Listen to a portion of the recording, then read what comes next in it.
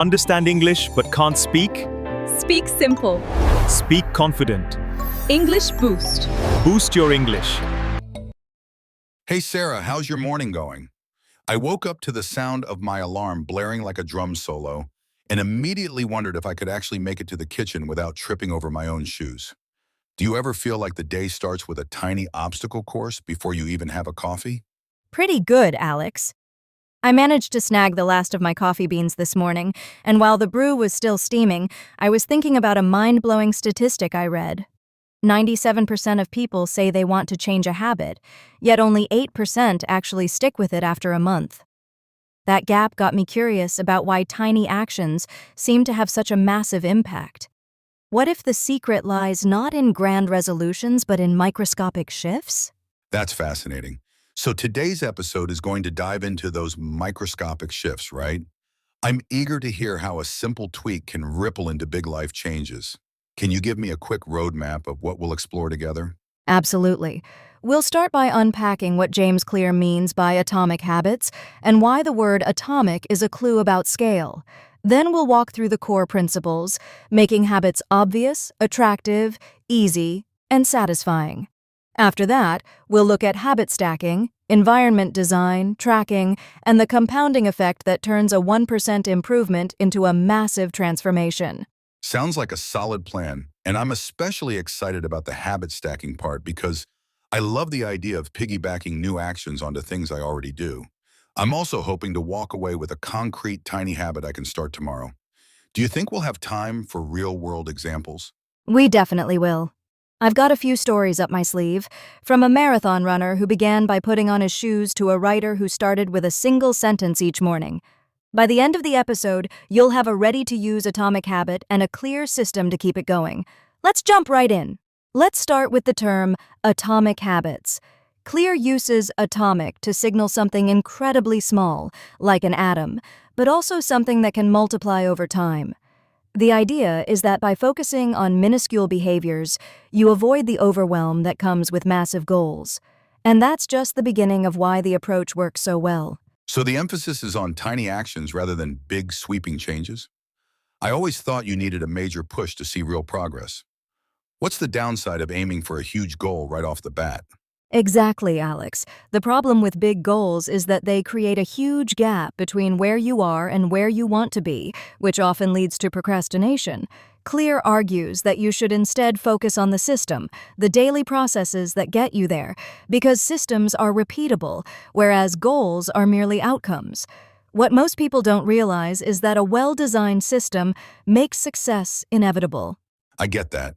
Can you give me a concrete tiny habit for something I've been struggling with, like writing regularly? I've tried setting a goal to finish a chapter each week, but life always gets in the way. Sure thing. Instead of write a chapter, try write one sentence each morning. That's the smallest possible version of the behavior, and it removes the excuse of, I don't have enough time.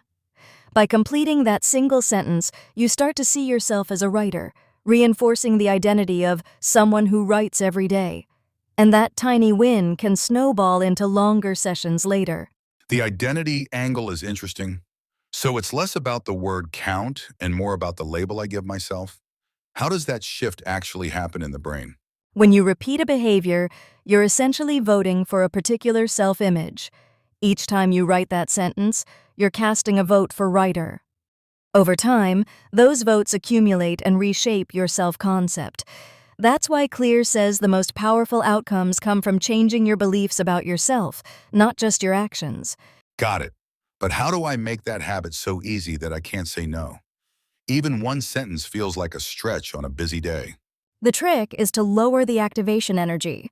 For example, keep a notebook and pen right next to your coffee mug, so the moment you sit down, you see the tools you need.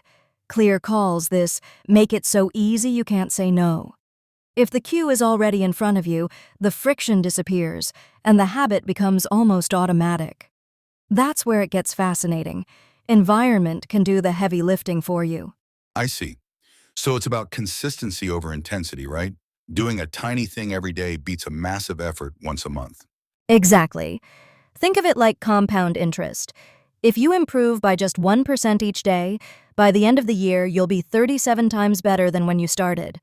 Conversely, a single burst of effort followed by weeks of inactivity yields almost no growth. And that's why a habit streak can become a powerful motivator in itself. But life gets chaotic. How do I remember to do the tiny habit when my schedule is all over the place? Clear recommends habit stacking, which is a way to tie a new habit to an existing one. You take a behavior you already do without thinking, like pouring coffee, and stack the new habit right after it. This creates a natural cue, turning the old habit into a reminder for the new one. That's a simple yet powerful bridge between the familiar and the fresh. Can you give me a personal example of habit stacking that actually works for you? Sure, every morning I pour my coffee, and immediately after I drink a big glass of water. The coffee pouring action is the trigger, and the water drinking habit follows automatically. It's a tiny health boost that I never miss because the cue is already baked into my routine. That's the fascinating part. Once the stack is in place, you hardly have to think about it. I could try something similar. Maybe after I brush my teeth at night, I floss just one tooth. It sounds almost comical, but it could be a start. Exactly, Alex. Flossing one tooth is the perfect example of starting comically small. If you find yourself doing more, great. If you stick to one, you've still reinforced the habit. The key is that you never skip it, because consistency builds the neural pathway. That's why the tiny start matters more than the eventual size. What about the habits I want to break, like mindlessly scrolling my phone? Those feel like the opposite problem. The strategy flips for bad habits. Make them invisible, difficult, and unsatisfying. If your phone is the trigger, move the charger to another room so you can't grab it the moment you wake up. You can also delete distracting apps for a set period, which adds friction and reduces the habit's reward. That's where the environment becomes a deterrent rather than an enabler. I could charge my phone across the house and maybe even uninstall social media for a week. It sounds painful, but probably effective. It does feel a bit harsh at first, but the discomfort is a sign that you're reshaping the cue response loop. Once the old cue is gone, the brain looks for a new, healthier reward. Pairing that with a small, satisfying win, like checking off a habit tracker, keeps the system balanced. That's a crucial piece of the puzzle. I've heard of habit trackers, but I'm not sure how to use them effectively. Can a simple X on a calendar really make a difference? A habit tracker turns an abstract behavior into a visual cue.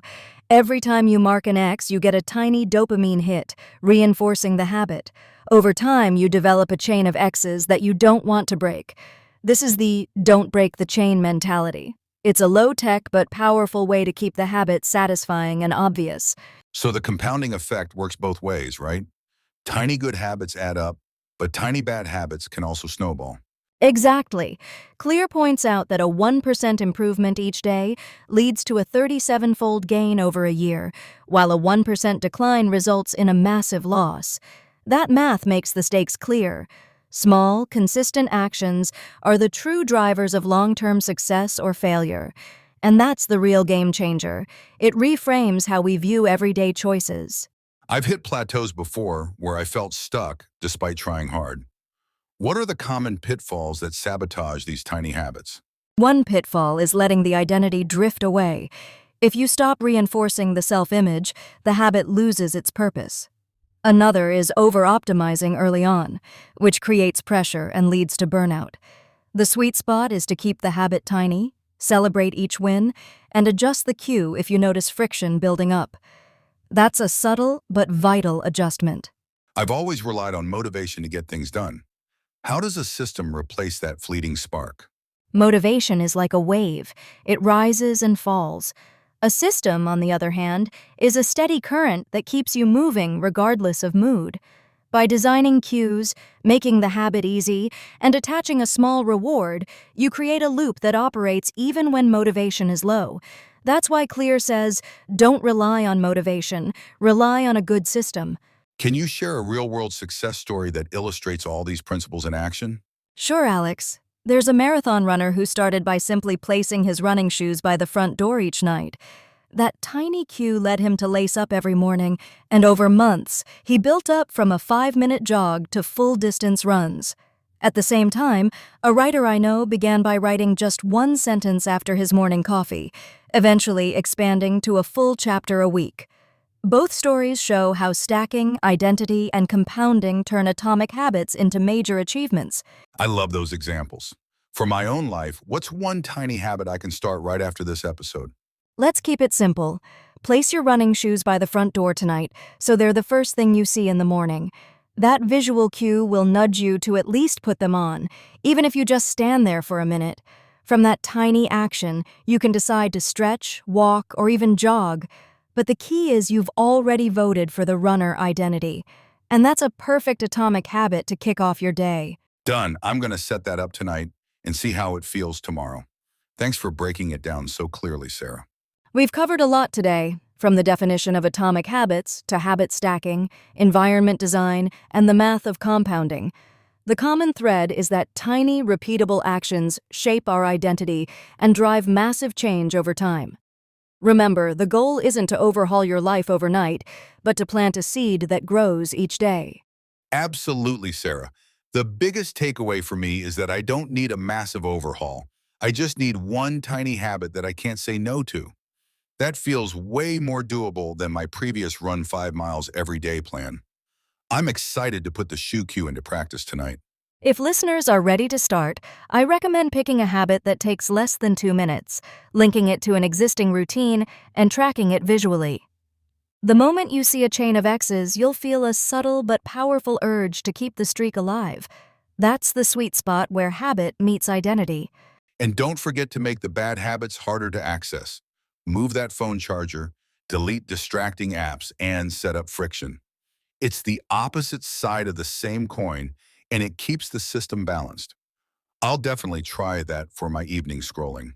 Before we sign off, here's a quick challenge. For the next 7 days, write down one tiny habit you'll stack onto an existing routine and share your progress on social media with the hashtag #AtomicShift. We'll feature some of the best stories in our next episode. That's a great call to action, Sarah. I can't wait to see how our community transforms those tiny steps into big wins. Thanks for joining me, and thank you listeners for tuning in. Stay curious, stay consistent, and see you next time.